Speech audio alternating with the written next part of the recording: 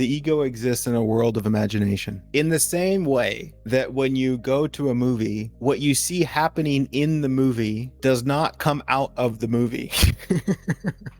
You see why reality isn't concerned about the ego? It would be like me watching a movie concerned about the characters in the movie. Now, if you identify with the characters in the movie, which is in a way to put yourself in the movie, then you'll have concern about what happens in the movie, in the imagination. But when you can sit back and observe and discern the difference between a reality and imagination, it's very clear that whatever's happening in the movie stays in the movie, which invites a beautiful recognition that there's nothing to be afraid of in reality.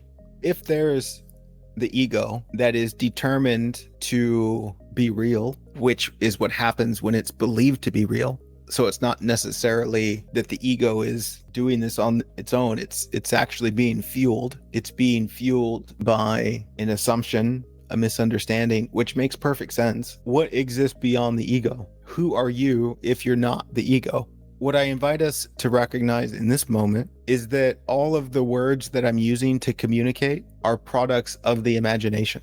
It's impossible to speak the truth about these things because I'm using words which are in the realm of imagination. And so how do you use the imagination to discover that which is not imaginary? This is a caution in believing anything that I'm saying. I don't want anyone to believe what I'm saying because I know what I'm saying isn't true.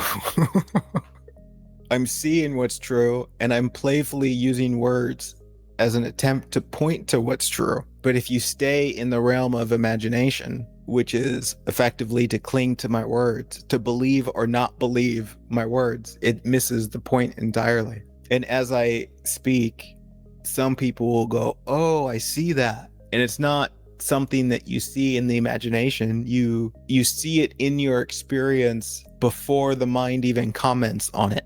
It's self-evident and you can't even describe it. For example, if you were out walking in the evening time and then you get captured by a sunset, beforehand you were off thinking in your mind this, that, and the other, and then you look up at reality and you see this sunset and you're just like, oh, you get snapped back to reality.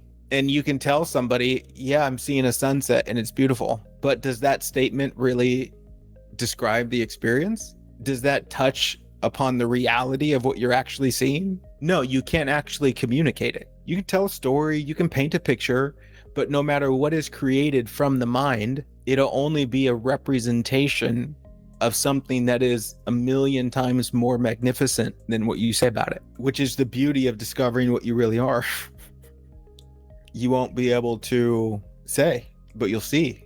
It's like, and this has been referred to throughout time spiritually. One way that it's pointing to, in my opinion, is to give sight to a blind man. Like someone is touched by the truth and they were blind, but now they see. For me, that is a story that attempts to point to something profound. Whether it's true or not is irrelevant to me because that's not the real miracle. That physicality, being blind and then being able to see, as cool as it might be, it pales in comparison to seeing the truth of life. You could be blind and still see the truth of life and have your mind blown and heart open in ways you didn't know were possible.